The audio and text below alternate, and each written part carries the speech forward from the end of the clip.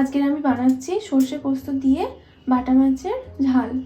তো সর্ষে পোস্ত দিয়ে বাটা মাছের ঝাল বানানোর জন্য আমি যে উপকরণ নিয়েছি সেগুলো বলছি।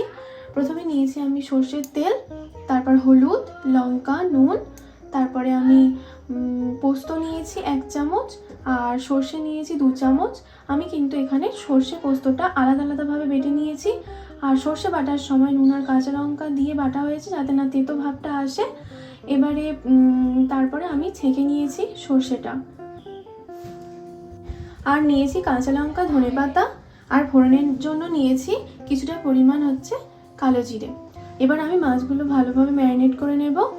ম্যারিনেট করার জন্য আমি ফার্স্ট টাইম নুন দেব। নুন আমি এখানে 1 চামচ, আমি এখানে 4টে বাটা মাছ নিয়েছি, 1 চামচ আর অল্প কিছুটা পরিমাণ নুন আমি মাছে দিলাম। নুনের পরিমাণ মাছে ঠিকঠাক না দেওয়া হলে কিন্তু মাছের পুরোপুরি টেস্টটা আসে না। আর আমি এখানে 1 চামচ হলুদ দিচ্ছি।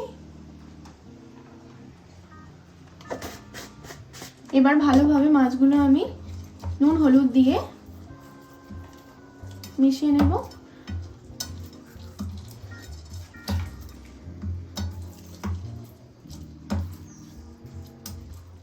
ভালোভাবে মাছগুলো নুন হলুদ দিয়ে মাখিয়ে নেওয়ার পর 5 মিনিটের জন্য আমি এটা রেস্ট দেব। 5 মিনিট পরে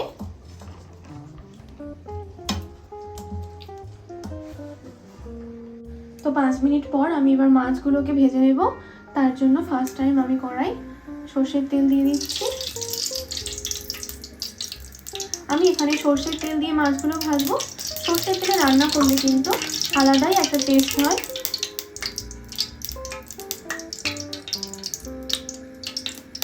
আপনারা চাইলে এখানে রিফাইন তেলে ব্যবহার করতে পারেন, আমি এখানে সর্ষের তেল ব্যবহার করলাম। এবার তেলটা আমি ভালোভাবে গরম হতে দেব। তেলটা গরম হওয়ার পর আমি কড়ার 4 ধারটা ভালোভাবে তেলটা দিয়ে দেব, যাতে মাছ উল্টানোর সময় যাতে লেগে না যায় কড়ার গায়ে। এবার তেতে যাওয়ার পর আমি গ্যাসের ওভেনটা আস্তে দিয়ে দেব। গ্যাসের ওভেন আস্তে দিলে কিন্তু মাছটা একটু দেওয়ার সময় কম ঠেকরায়, তাই আমি গ্যাসের ওভেনটা আস্তে দিয়ে দিলাম। এবার মাছগুলো এক এক করে আমি তেলের মধ্যে দিয়ে দেব।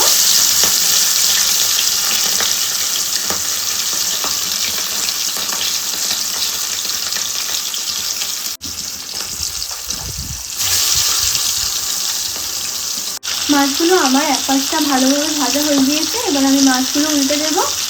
উল্টে দিয়ে আমি আর এক পাশটা ভালোভাবে ভেজে নেব।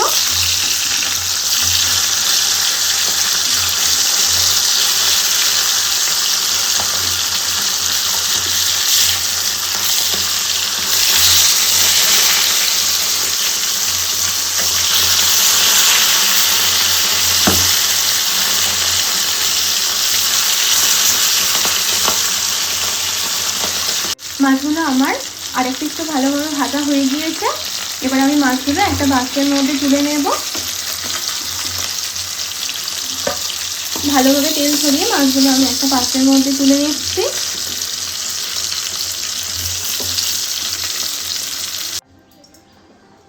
তো মাছগুলো আমি একটা পাত্রের মধ্যে তুলে নিয়েছি। এবার আমি কড়াই ফোড়ন দিয়ে দেবো। ফোড়ন দেওয়ার জন্য আমি কালো জিরে দিলাম, কালো জিরে, আর আমি এখানে একটা কাঁচা লঙ্কা ব্যবহার করছি। আর একটা কাঁচা লঙ্কা আমার সর্ষের সাথে কিন্তু বাটা রয়েছে। একটা কাঁচা লঙ্কা ফোড়নের জন্য দিয়ে দিলাম। এবার আমি এতে নুন হাফ চামচের মতো আমি নুন দিলাম, আর হাফ চামচের মতো আমি এখানে হলুদ গুঁড়ো দিলাম, আর অল্প হাফ চামচের মতো লঙ্কা গুঁড়ো দিলাম। এটা কিন্তু কাশ্মীরি লঙ্কা নয়, এমনি লঙ্কাই আমি এখানে ব্যবহার করছি। আপনারা চাইলে কাশ্মীরি লঙ্কা এখানে ব্যবহার করতে পারেন। এবার আমার মশলা কষানো হয়ে গিয়েছে। আমি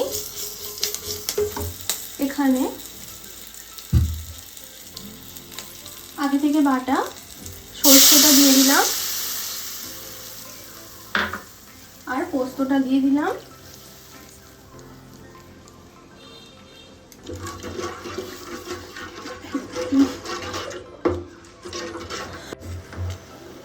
আমার এখানে সর্ষে পোস্তটা দেওয়া হয়ে গিয়েছে। এবারে ভালোভাবে সর্ষে পোস্তটা ফুটে উঠলে আমি এতে সামান্য পরিমাণ চিনি দেব।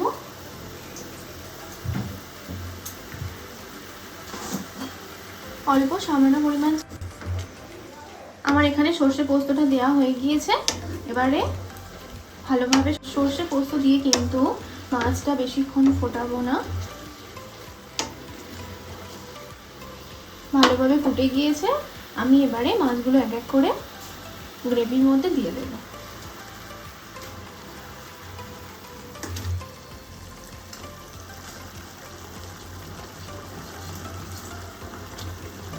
মাছগুলো আমি এক এক করে গ্রেভির মধ্যে দিয়ে দিলাম।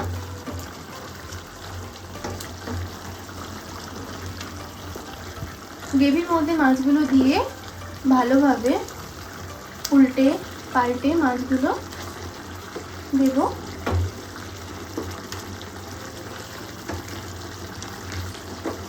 বেশিক্ষণ ফোটাবো না, অল্প কিছুক্ষণ ফুটিয়ে কিন্তু আমি নামিয়ে নেব। মাছগুলো দেওয়া আমার হয়ে গিয়েছে। এবার আমি ওপর থেকে দুটো চেরা কাঁচা লঙ্কা আর অল্প কিছুটা পরিমাণ ধনেপাতা ছড়া দিয়ে দেব। মাছগুলো কিন্তু বেশিক্ষণ ফোটালে নরম হয়ে যাবে। নরম হয়ে গেলে কিন্তু খুব একটা ভালো লাগবে না।